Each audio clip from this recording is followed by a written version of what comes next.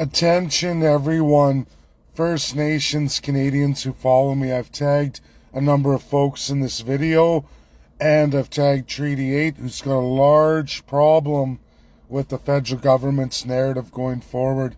Folks, Canada's very limited constitution empowers absolutely a crown elite over Canadian subjects and defined Indian Act peoples. It's especially brutal for all numbered, unceded, and named Indian Act peoples. It affects all, regardless. Inuit, it affects Métis, and it affects Canadian subjects. We have very limited land availability in Canada. Less than a tenth of what's actually in Canada is made available to us. The Crown keeps that.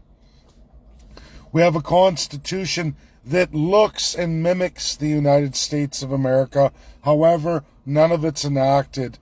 I'm calling for folks, First Nations, and yes, privy will be given to treaty Indian peoples that are numbered first, and unceded British Columbia, those in the named, and then on and on.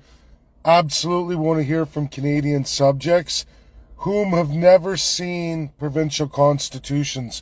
We're in a country that claims federalism, but yet, since 1867, since the end of the American Civil War, no province has ever enacted provincial constitutions.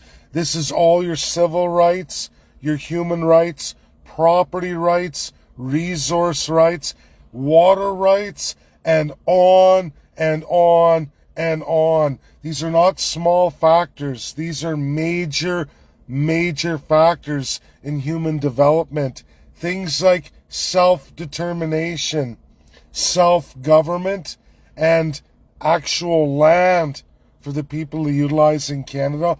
All peoples, especially First Peoples, and of course Canadian subjects. It's not right. And your government continues on in a narrative that somehow this is a great country. It's great if you're the crown in this constitutional monarchy, with an illusion that eventually we're going to see all these things, and we never have and never will. I need those who follow me, those who have a problem today with the system, to articulate that in a 30-second to 1-minute video and send that to me. It's got to be done over the next 10 days. Has to be completed. I got to put that together, and that will be submitted for World Constitution Day. It will go through all of American academia. It will sit in the American system with the government of the United States and many governments in the world, showcasing the brokenness of Canada.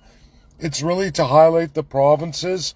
This narrative that somehow provinces like Quebec and Alberta can separate from Canada and continue on in the crown, because they don't promise constitutionalism. Americans see this, they know this, they need to hear from you. They need it in your words. They need to hear from First Peoples about how the Indian Act that only gives federal powers of the federal crown in their lane to those people, meaning all other rights are removed entirely. USA does not do this. They have two classes of citizen: American citizen, Indian citizen, two equal peoples with the same rights in those determinations. That's everything of the states, everything of the codified reserve Indians who choose to codify and articulate out those rights in their highest laws. They exist equal in each and every one of the states. 1/50th of the country for 6 million people, which is huge. It is amazing the Canadian First Peoples and all of their numbers don't know this, where most of the numbered, named, and unceded Indians live on the absolute least amount. Unsustainable, unhuman, dehumanizing. It's pure colonialism. We've heard from a number, 8. We heard from them. I've heard from them many times. They're incredibly brave. We have unceded Indians out in BC trying to codify that constitutional process without the Crown even acknowledging it.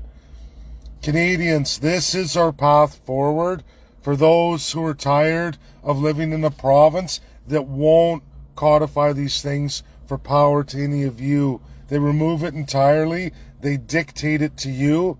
They never release any land because it's all for the Crown, all for the elite, nothing for any of you. And as generations come and go, and the population expands, it's less and less where you work harder for a lot less, and it's not sustainable. It's not. It's unsustainable. UN sustainable. Unsustainable. And this isn't the allies of World War II. In fact, it's the opposite. You're hearing from Americans lash out at Canada over this from the Trump administration. We just watched Donald J. Trump move epically in a massive settlement for Alaska American Indians, massive land back, opening up rights to their resources, their land, their determination, under their self-government and their revenues. This is not possible in Canada.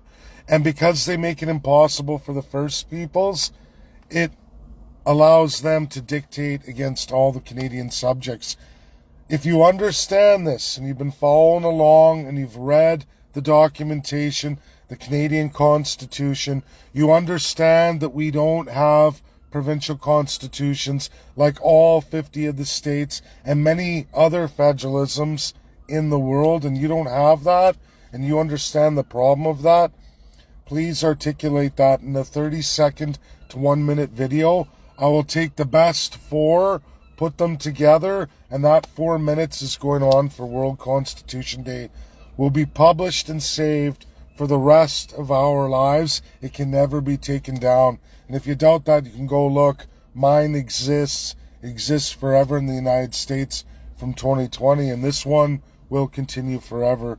So God bless everybody. Get it out there. Share, share, share.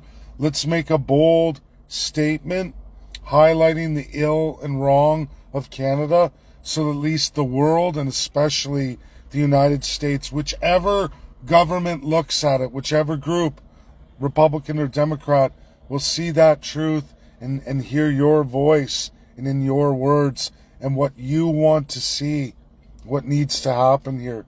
God bless everybody.